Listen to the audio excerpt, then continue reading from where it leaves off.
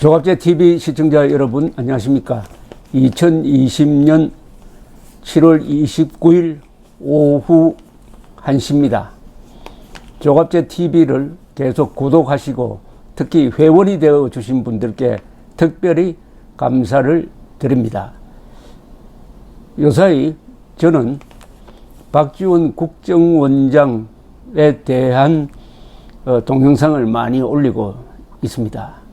그리고 이른바 금은유착이라고 잘못 알려진 사건, 즉 한동훈 검사장과 채널A 이동재 기자가 유착이 되어 가지고 여당에 불리한 기사를 써서 총선에 영향을 주려고 했다는 이런 음모를 파헤치는 동영상을 많이 올리고 있습니다. 이 후자는 동아일보와 관계되는 기사입니다. 그런데 동아일보가 참 이해하기 힘든 행동을 하고 있습니다. 조선일보 등이 앞장서 가지고 이른바 금은유착은 정권이 만든 가공의 이야기다, 엉터리다. 오히려 이것은 KBS, MBC와 일부 친여 검사 그리고 친여 인사들이 합작한 권-금-은 유착으로 봐야 된다. 이런 쪽으로 아주 깊은 취재를 하고 있고 연일 특종을 쓰고 있는데도 불구하고 정작 피해 당사자인 채널A와 동아일보는 거의 침묵하고 있습니다. 그런 가운데서 어제 가판대에 가서 동아일보를 사서 읽어보다가 눈에 띄는 칼럼 하나가 들어왔습니다. 오늘과 내일이라는 제목의 칼럼인데 정치부장 이승훈 씨가 썼는데 제목이 저희 눈길을 끌었습니다. 태영호가 재확인시켜준 미래통합당의 한계.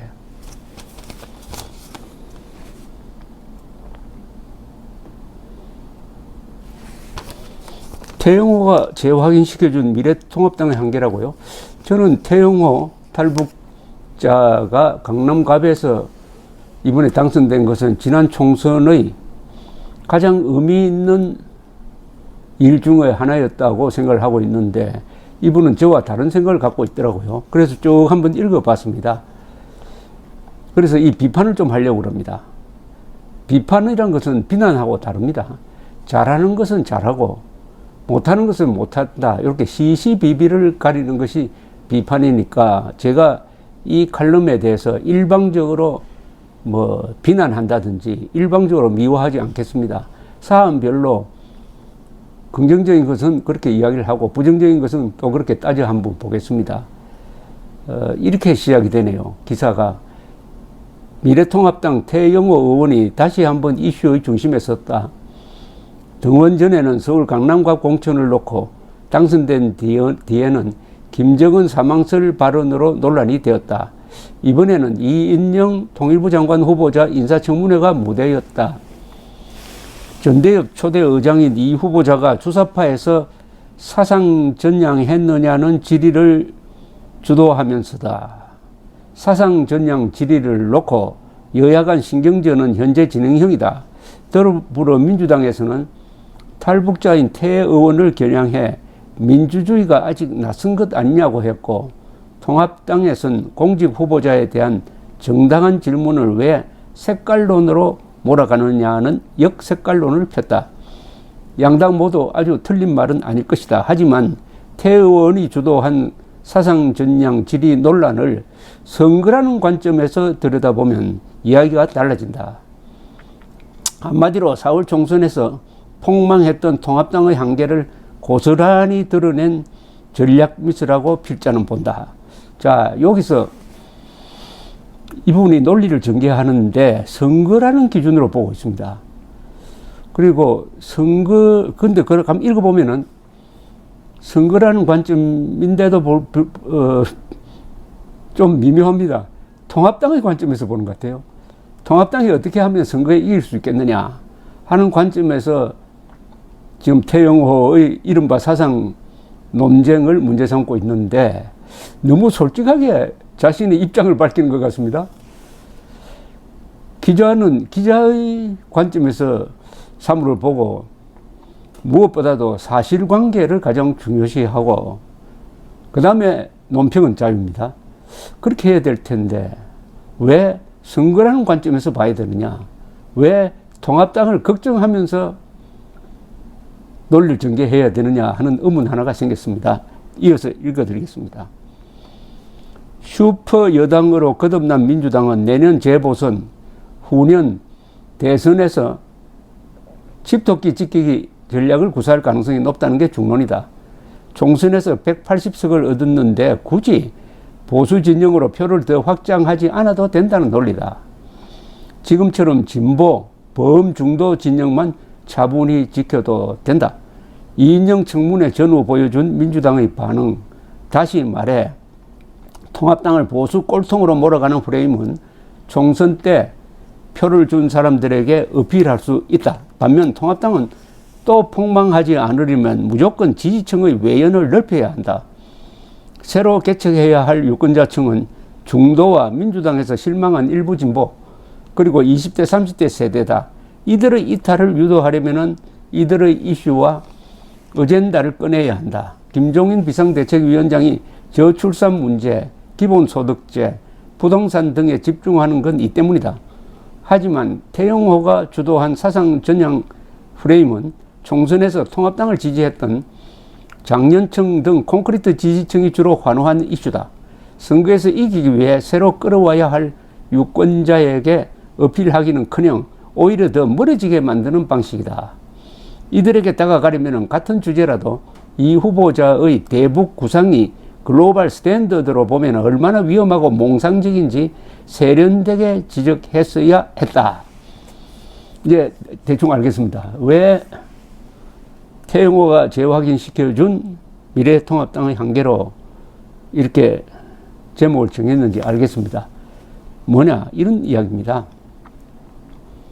지금 미래통합당이 지난 선거에 폭망을 했다는 걸 기준으로 해가지고 왜 폭망을 했느냐 하면은 지지층이 확산되지 않아가지고 콘크리트 보수층 정도로 이렇게 지금 제한되어 있다. 근데 확대를 하려면은 20대, 30대 젊은 층, 중도층을 잡아야 되는데 이들에게는 이런 이념적 질문, 사상적 질문이 먹혀들지 않는다. 정책 중심으로 가야 된다. 그래서 이인영 씨가 대북 정책을 펴는 데 있어서의 문제점을 하나하나 짚어가면서 이게 글로벌 스탠더드와 맞지 않다라고 지적해야 젊은 사람들이 납득할 수 있을 것이다. 이런 이야기입니다. 저는 이 문제 제기는 옳은 점이 있다고 생각합니다. 또 세련되게 해야 된다는 점도 옳은 점이 있다고 생각합니다. 문제는 태영호 씨가 이인영이라는 특정 인물에 대해서 과거에 주사파 운동권 출신 아니냐, 전향했느냐 라고 묻는 질문이 그럼 잘못된 거냐, 이 질문이 잘못된 거냐, 이 질문이 부적절한 거냐, 이 질문을 하면 과연 표가 떨어지느냐에 대해서는 저는 생각이 전혀 다릅니다. 왜냐, 첫째, 이 문재인 정권의 정책은 이념에서 나옵니다. 그 이념은 개업투쟁론입니다. 그리고 친북적입니다. 다분히 반미적이죠. 그리고 대한민국의 정통성을 부정하는 쪽이죠. 이승만, 박정희를 거의 주적으로 봅니다. 그리고 김일성, 김정일, 김정은에 대해서는 한 번도 비판을 하지 않습니다. 좋아한다는 뜻이죠. 그렇다면 이승만, 박정희를 욕하면서 김일성, 김정일, 김정은을 욕하지 않는다는 것은 좋아한다는 뜻이죠. 근데 좋아한다고 이야기하면 표가 떨어지니까. 근데 이런 문제에 대해서 가장 그 사상적으로 의심스러운 사람이 이인영인데 이 사람이 다른 장관도 아니고 통일부 장관에 들었었다. 그러면 대한민국의 정체성과 정통성과 이 대북 정책을 총괄하는 위치에 있는데 사상을 물어야 되지 않습니까?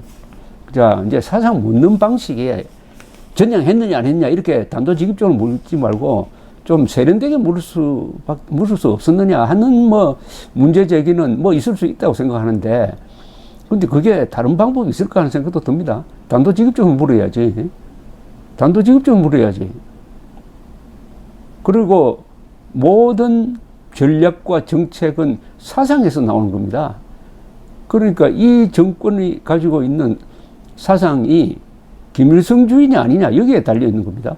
문재인 대통령이 김일성주의자 신용복이를 사상적으로 존경한다고 했으면은 문재인 대통령에게도 당신은 김일성주의자가 아니냐, 주사파는 김일성파라고 불러야 된다, 그럼 김일성주의자가 아니냐, 이런 식으로 물어야 이 문제의 본질에 접근하는 건데, 우리 여기 콘크리트 뭐 지지층, 장년층 뭐 이렇게 이야기했지만은 우리 이 우파 진영이 잘못한 게 그런 본질적인 질문을 하지 않았어요.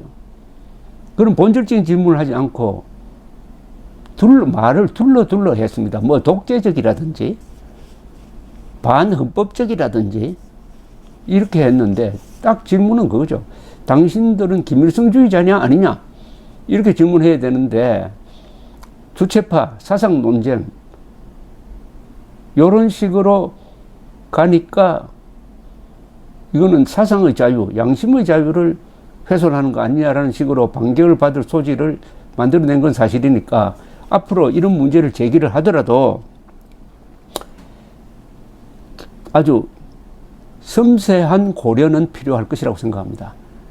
그러니까 여러 가지 납득할 만한 증거를 가지고 와가지고 어떻게 생각하느냐. 예컨대 국군 포로 문제에 대해서는 이인영 씨는 왜 관심이 없느냐, 뭐 이런 이야기를 한다든지 해가지고 그의 사상을 자연스럽게 드러내는 방식으로, 그게 우회 전략인데 그게 뭐 고려해 볼만 하기는 하지만은, 그러나 사상 논쟁을 했다고 태영호 씨를 기자가 비판하는 데는 문제가 있죠. 그리고 언론이 일찌감치 이 정권의 사상적 정체성을 집중적으로 파헤쳤어야 합니다. 특히 정치부에서, 동아일보 정치부에서 했었어야죠. 그러면 국민들도 이제는 알고 있을 것 아닙니까? 여기에 과거 주사파 운동권 출신들이 전향을 선언하지 않고 얼마나 많이 들어가 있다는 것을 일목요연하게 알리는 노력을 하지 않았기 때문에 사상 논쟁이라는 이야기가 나오면은, 사상 검증이라는 이야기가 나오면은 거부감을 가진 사람들이 많아지는 겁니다. 이거는 태영호 씨가 미숙한 게 아니고 한국의 기자들이 본연의 임무를 다하지 않았기 때문입니다. 그러니까 이승은 정치부장은 반성을 먼저 해야 되죠. 정치부 기자들이 가장 중요한 이념 문제를 덮고 넘어갔다. 왜 덮고 넘어갔느냐? 그런데 정치부장은 선거하는 사람이 아니잖아요. 동아일보는 선거하는 조직이 아니잖아요. 그럼 눈치 볼 거 없잖아요. 그럼 사실에 기초해가지고 사실 보도를 하지 않으니까 이런 꼴이 생긴 게 아니겠느냐. 이거는 반성의 소재로 삼아야 됩니다. 태영호 씨가 반성할 일이 아니라 동아일보 정치부를 비롯한 정치부 기자들이 왜 가장 큰 문제, 이 정권의 이념 문제, 사상 문제를, 역사관 문제를 제대로 다루지 않았느냐를 반성을 해야 됩니다. 그 다음에 한번 읽어볼까요? 통합당에서는 사상 검증만 한 게 아니라 다른 질문도 했다는 말이 들린다. 하지만 정치의 세계에서는 자신이 사실이라고 여기는 것보다 밖에서 어떻게 인식되는지가 더 중요할 때가 많다. 정치 IQ가 좋은 사람들은 이런 정치의 속성을 잘 아는데, 학생 시절부터 정치 프로파간다를 연마한 진보 진영에 비해 통합당이 너무나 취약한 대목이다. 이인영 청문회도 딱 그러했다. 많은 사람들은 통합당은 역시 보수 꼴통이라는 명제를 연상케 하는 장면으로 태영호의 질의를 기억할 것이다. 너무나 많은 정보가 오가는 요즘은 더더욱 결정적 상징과 이미지로 전체를 기억하는 경향이 있다.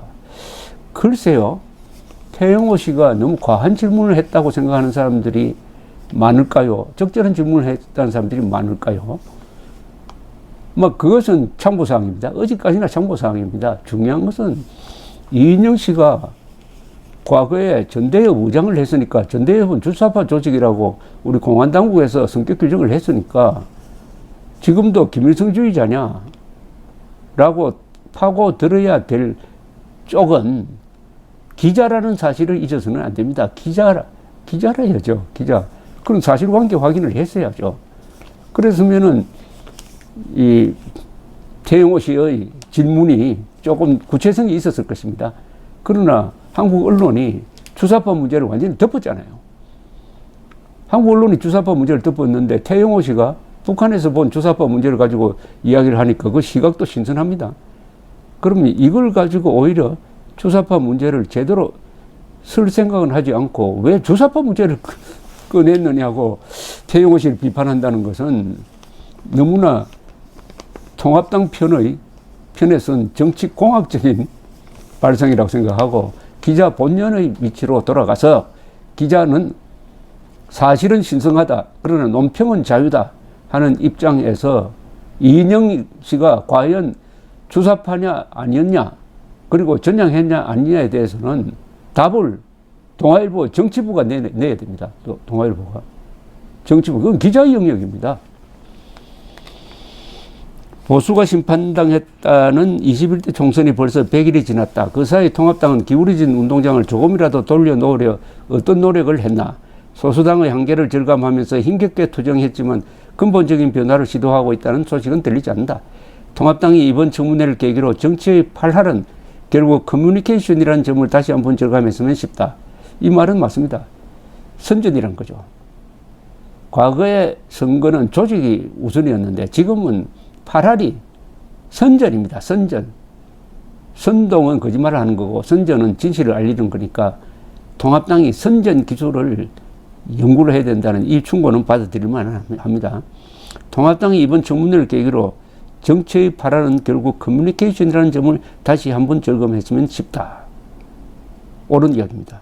실제로 변했다는 걸 유권자들이 알도록 해서 표를 얻어야 정치에서 진짜 변화다. 아무도 인정하지 않는데 자기만 변했고 개과천선했다는 주장만큼 정치에서 허망한 것도 없다. 자, 그런데 그럼 동아일보 정치부는 어떤 보도를 하고 있느냐? 바로 같은 지면에 실린 기사가 이겁니다. 통합당 북에 5억 아닌 30억 달러 제공 의혹. 박지원 조작이다. 박지원 국정원장 후보자 청문회 기사를 이런 식으로 보도를 했습니다.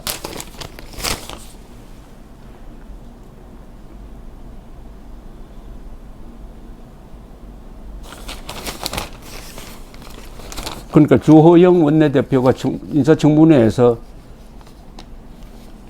경제협력에 관한 합의서라는 비밀 문서를 가지고 와서 박지원 서명이 되어 있고 북측의 송호경 서명이 되어 있는 이 문서를 들이대면서 제1차 평양회담이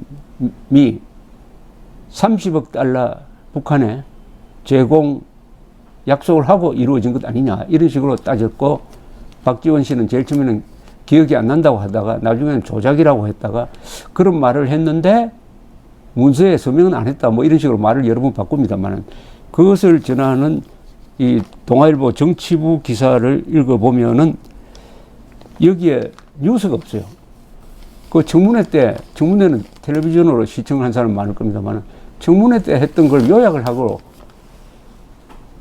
양쪽 의견을 그냥 이렇게 중계만 하고 꺼내버렸습니다. 이럴 사안입니까? 그렇다면 기자가 무슨 필요가 합니까? 그건 아마 아무나 할 수가 있습니다. 박지원은 이런 이야기 했다. 주호영은 이런 이야기 했다. 근데 아무리 읽어봐도 독자들이 모르겠어요. 이게 진짜인지 가짜인지. 이건 기자가 아니죠. 기자는 뭡니까? 전문가입니다. 거짓말과 진실을 가려내고 수많은 소문 중에서 진실, 사실을 이렇게 캐내는 사람이죠. 팩트 파인딩 스페셜리스트죠. 그것 때문에 월급 받고 있는 겁니다. 그리고 사회적 특권을 누리고 있어요. 그러면은 동아일보 정치부는 별도 취재를 했어야죠. 누구 쪽 말이 신빙성이 더 있느냐? 하기 쉽지 않습니까? 뭐가 어렵습니까? 특검 수사 기록도 있고 과거에 박지원 씨가 했던 수많은 거짓말도 있고 이날 답변에서 모순된 점도 있고 동아일보 정치부의 전통 있고 막강한 취재력 같으면은 이런 양시론적 보도 말고 정치부 독자적 입장 표명이 있어야 됩니다. 그러면 이렇게 전달만 할 게 아니라 별도의 취재가 있어야 되고 그것은 전화 몇 번 걸면 됩니다. 더구나 서훈, 김보영 같은 당시 2000년 4월 8일 북경에서 배석했던 사람들이 있지 않습니까? 그 사람들이 이 이면 합의가 진짜인지 가짜인지 알 수 있을 것 아닙니까? 그런 일체의 노력 없이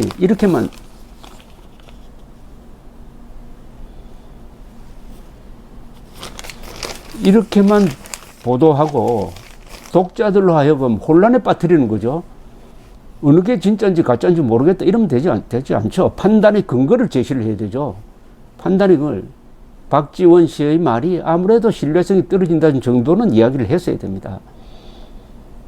그렇게 하는 것이 지금 시점에서는 태영호 씨를 비판하는 것보다 더 급하다. 특히 동아일보가 지금 이른바 검은 유착이라는 이런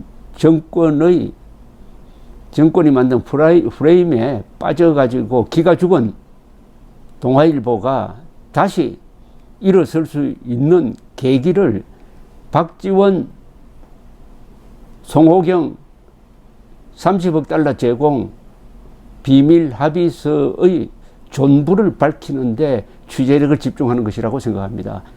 거기서 돌파구를 찾아야 됩니다. 죽은 기자의 사회는 안 됩니다. 그러니까 미래통합당의 한계가 아니라 동아일보 정치부의 한계를 저는 느꼈습니다. 감사합니다.